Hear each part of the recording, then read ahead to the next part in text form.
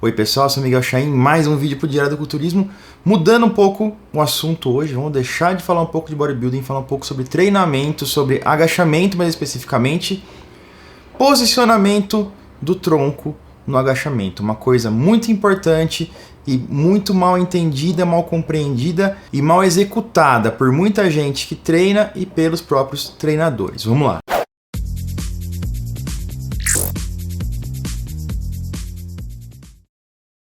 O que me chamou a atenção para esse tópico de posicionamento e como as pessoas enxergavam isso foi um curso de certificação em coach de powerlifting e treino de força que eu fiz lá na Califórnia ano passado. Eu passei uma semana em São Francisco, na verdade era San José, que é uma cidade quase colada em São Francisco, para realizar esse curso de certificação. Foi muito legal, aprendi muita coisa, fiz amigos, super interessante. Tinha partes práticas e na parte prática de agachamento eu fui lá demonstrar, então um demonstrava, os outros faziam as críticas e comentários. Quando eu fui fazer o meu agachamento e demonstrar, teve um dos meninos lá que falou assim: pô, eu nunca vi um agachamento com um tronco tão inclinado para frente. E me chamou atenção porque eu achei estranho, porque é uma coisa óbvia para mim, de acordo com a minha estrutura óssea. São 3 fatores que influenciam o posicionamento de tronco e do corpo durante um agachamento. Sobre 2 deles a gente tem controle. O primeiro é flexibilidade e mobilidade, então a capacidade de fazer um agachamento com as pernas mais separadas, mobilidade de tornozelo, por exemplo. O segundo fator é posicionamento da barra, se a gente vai colocar a barra mais alta ou mais baixa nas nossas costas.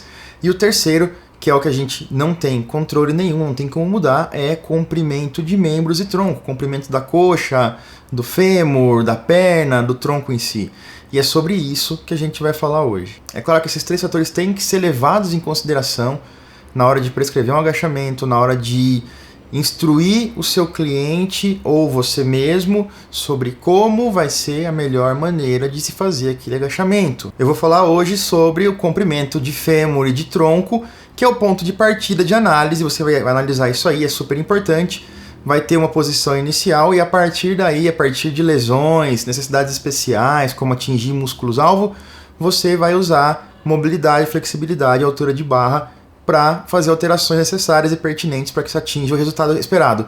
Vamos lá, vamos falar um pouco da mecânica do agachamento. É super importante a gente entender melhor como que funciona um pouco da mecânica do agachamento. Aqui é um modelo bem simples, um homem de palitinho, né? Essa parte cinza aqui é a barra, aqui é o pé, joelho, quadril. Essa linha vermelha é a linha força que a barra gera. Todo peso gera uma linha de força-peso para baixo, perpendicular com o chão. Essa barra amarela é a distância entre o quadril, a articulação do quadril, e essa linha de força-peso da barra. Essa distância é o braço de resistência que está no quadril, o braço de momento. Essa linha azul é a distância entre a articulação do joelho e a linha de força-peso da barra. Quanto maior for essa linha, maior é o braço de resistência no joelho, maior vai ser a atuação do quadríceps. Quanto maior for essa linha, maior o braço de resistência no quadril, maior vai ser a ativação e participação da musculatura da cadeia posterior, femorais, glúteo, eretores de espinha. Então a gente percebe esse cara aqui está bem inclinado, né? Então a gente tem a barra caindo longe do quadril, perto do joelho. Tem uma ativação muito maior da parte posterior. A linha peso vai cair, aqui está no centro do pé, mas ela cai sempre um pouquinho para frente do tornozelo. E se a pessoa se inclina demais e a força peso cai na frente do pé, a gente deixa de ter um agachamento, a gente tem tecnicamente um good morning. Se a pessoa cai tão reta que essa força peso cai para trás do pé, ela vai obrigatoriamente cair de costas. Nesse outro caso, o carinha está mais reto, com o tronco mais ereto. Por quê? Porque ele projetou o joelho mais para frente. E aí a gente entra no primeiro dilema: quanto projetar para frente o joelho? Esse é um assunto para um outro vídeo. Apesar de se dizer que é perfeitamente saudável e sem problema nenhum você agachar projetando o joelho para frente, a gente tem que tomar cuidado do quanto a gente projeta ele para frente, para não ter muitas forças internas atuando ali, desgastando cartilagem de patela, enfim, esse tipo de coisa. A grande questão é, para um joelho saudável não tem muito problema, mas para quem pretende treinar 20, 30, 40 anos e manter o joelho saudável, tem que pensar um pouco nisso e evitar grandes agachamentos com grandes projeções para frente do joelho. Mas isso é assunto polêmico para um outro vídeo. O que eu quero destacar também aqui, imaginem a coluna lombar da pessoa. Então a gente tem o quadril, coincidentemente essa linha amarela está aqui, vamos tomar ela como exemplo, como se esse ponto aqui onde as linhas se cruzam fosse a coluna lombar. Quando a gente fala em coluna lombar, a gente não está falando, não é a mesma coisa que falar do quadril, do joelho, que são articulações que possuem um eixo só nesse lado aqui, falando de modo bem simplista. A coluna lombar é formada por várias vértebras, cada vértebra se move entre uma e outra, então a gente pode dizer que existe um eixo de movimento entre uma vértebra e outra.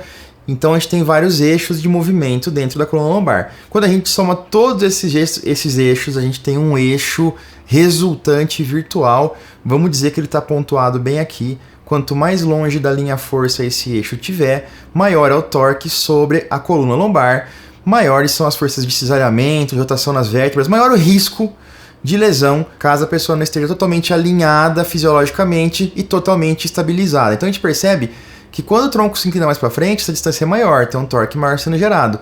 Diferente de quando o tronco está mais ereto, a distância é bem menor. Então a gente tem mais uma força de compressão aqui do que de cisalhamento e rotação. Teoricamente é mais seguro, vamos dizer teoricamente, porque a gente está considerando que a pessoa vai estar totalmente alinhada e estabilizada. Reforço, supondo que a pessoa esteja alinhada e estabilizada, com um peso adequado, carga adequada, sem perder a forma correta de execução, mesmo estando bem inclinada assim, com um torque maior sendo gerado, não tem problema nenhum. Também a gente tem que dizer uma pessoa sem lesão nenhuma nas costas. Uma pessoa que tem uma hernia de disco, alguma coisa assim, já é uma outra história. Vou dar alguns exemplos aqui. Então essa moça é uma moça que está fazendo agachamento, com a coluna bem alinhada, curvaturas fisiológicas, ela tem o tronco mais alongado, ela está com o tronco mais reto. Essa aqui também, mais um exemplo. Apesar do pé ter desabado um pouco aqui, mas ela desceu bem o agachamento, está perfeitamente alinhada a coluna, a gente não tem excessos de curvatura de nenhum dos lados, a curvatura fisiológica, perfeito, com o tronco um pouco mais ereto. Essa outra moça aqui é uma moça que tem um tronco mais curto, o fêmur mais longo, e aí a gente vê que ela tem que se inclinar muito mais para frente. A gente percebe que o ângulo entre o fêmur e o tronco já é bem agudo, é bem mais fechado, comparado com essa. Mais um exemplo. Mais uma moça com o fêmur alongado, tronco mais curto, fazendo agachamento com bastante inclinação para frente.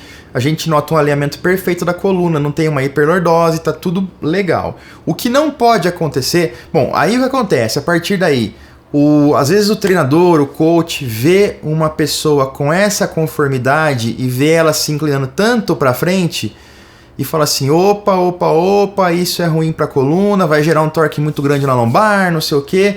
Eu vi que tem que ficar bem ereto, então ele faz a pessoa fazer isso aqui, ó, curvar a coluna, erguer o peito. Aí ele dá o comando, ergue o peito, empina o bumbum. Aí o bumbum empinado, o peito erguido. A gente vê aqui, se a gente traçar uma linha, o tórax está bem de frente para o espelho, o que sugere uma curvatura, uma hiperlordose. Mais um exemplo aqui, a gente vê uma curvatura bem acentuada. E aí a gente vê o tronco também, aqui a parte alta do tórax bem de frente para o espelho. Mais um exemplo, bumbum empinado, peito alto, uma grande curvatura.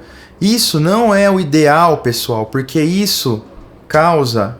Ó, mais um exemplo aqui. Nessa posição aqui, ela já sai com o glúteo mais alongado que o normal e já sai com o abdominal mais alongado que o normal. Aqui a gente vê que tem uma grande curvatura nas costas. Não é interessante isso para performance nem para saúde postural. A gente também não pode ter uma postura inversa, uma posição desse tipo aqui, né? Onde o cara tem uma curvatura totalmente patológica aqui, contrária à lordose. Isso aqui é um grande causador de hérnia de disco, é um grande causador de lesão, é muito perigoso agachar assim. Se você agacha assim, eu tenho um cliente que agacha assim, por favor, corrija. O grande problema de ficar nessa posição aqui, de tronco, com o peitoral alto e o bumbum empinado, é isso aqui, ó, uma lordose acentuada. O quadril girado para frente, a pelve em anteversão, o peito alto. A gente alonga o abdominal a gente alonga o glúteo o tempo todo. Então a gente cria um padrão de movimento, um padrão postural ruim, que deixa tanto o glúteo quanto o abdominal subativados, deixa essa região fraca. E isso causa um problema. O abdominal alongado, fora da posição ótima de contração, não consegue gerar uma contração forte, não consegue estabilizar a coluna. Ao passo que essa figura da esquerda, que está com as curvaturas fisiológicas preservadas, a gente tem aqui o assoalho pélvico, tem o diafragma paralelo um com o outro, o reto abdominal numa posição de contração bem ótima. Então a contração é forte, a contração do transverso do abdômen é forte, a contração do glande dorsal é forte, dos oblíquos. Isso gera muito mais estabilidade no tronco, ajuda a criar uma pressão intraabdominal. Isso é o bracing. Eu falo do bracing num outro vídeo, é muito assunto. Torna o movimento mais eficiente, torna o movimento muito mais seguro, torna a sua postura muito melhor. Aqui eu vou mostrar um exemplo que não vai cair nesse vídeo, mas é um exemplo de como a mobilidade extrema ajuda também a posicionar o agachamento. Veja, uma moça que faz levantamento olímpico, tem uma mobilidade de tornozelo muito grande, ó, o joelho vem para frente pra caramba, mobilidade excelente de quadril, ela tá bem reta. Mais um exemplo, mobilidade extrema de quadril e de tornozelo, ela desceu com o tronco quase perpendicular com o chão. E esse aqui é uma foto clássica também do atleta dos anos 60, 70, mobilidade fantástica de tornozelo, de quadril, o cara desce retinho. Veja como ele tem até um tronco mais alongado, mas mesmo assim ele desce bem reto. Só por curiosidade. E agora a gente vai usar esse modelo aqui para mostrar isso um pouco melhor. Então aqui é um agachamento, a gente pode levantar e agachar, vou deixar na posição baixa. Reparem que esse gráfico da direita é uma visão de cima. Então as pernas estão aqui na abertura da largura dos ombros. O que acontece? Eu vou fazer aqui a pessoa com o tronco longo, o fêmur curto, né, um extremo aqui, ela consegue cair bem ereta. Então a pessoa que tem essa estrutura óssea de tronco mais alongado, de perna e fêmur mais curto, beleza, ela vai conseguir naturalmente fazer um agachamento com a posição do tronco mais ereta, tudo bem.